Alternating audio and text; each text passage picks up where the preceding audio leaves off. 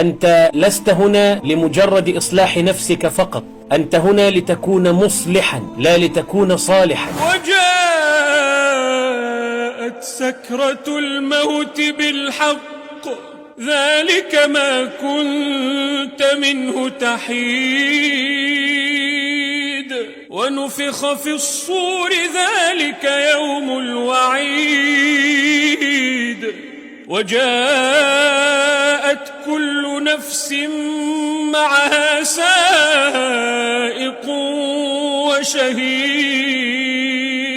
كنت أصلي في أحد المساجد إماما بالناس، وكان يقف خلفي رجل يعني يبدو أنه متأثر تأثرا شديدا بالمقامات إلى درجة أنه لا يسمع شيئا إلا ويقلد مثله كالببغاء لكن في المقامات. وبدأت أقرأ الحمد لله رب العالمين، وإذا من خلفي يقول أنا تعجبت جدا وتوقفت قليلا بعد ما بدأت الآية الأولى، خشيت الناس يقولوا نسي الفاتحة، فقلت الرحمن الرحيم مالك يوم الدين.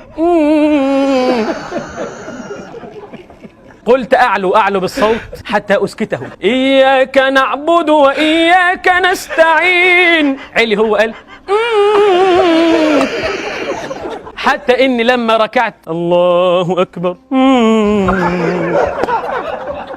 فرش التراب يضمني وهو غطائي، حول الرمال تلفني بل من ورائي.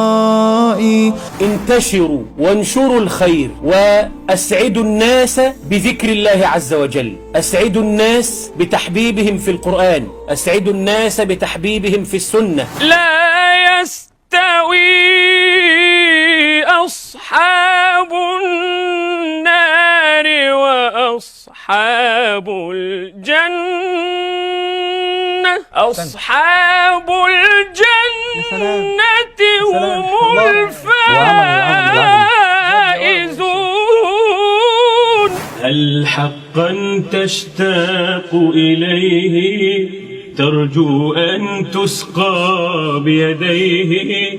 أرغم أنف الظلم وقلها هل صليت اليوم عليه؟ تحسن فيما بقي يغفر لك ما مضى.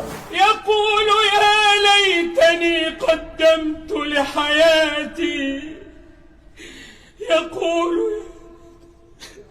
هل سيجد الإنسان أثرا يبقى له بعد الموت؟ والله الواحد عمال يراجع نفسه، أنا أراجع نفسي وأقول طب أنا لو مت دلوقتي أنا ما قدمت شيئا، ولكن رحمة الله واسعة سبحانه، ونرجو منه سبحانه أن يتوفانا على الطريق.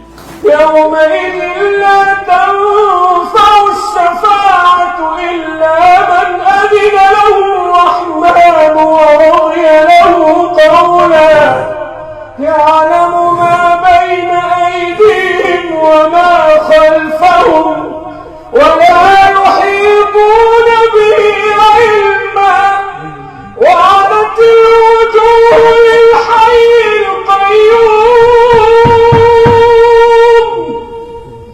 وقد خاب من حمل ظلما.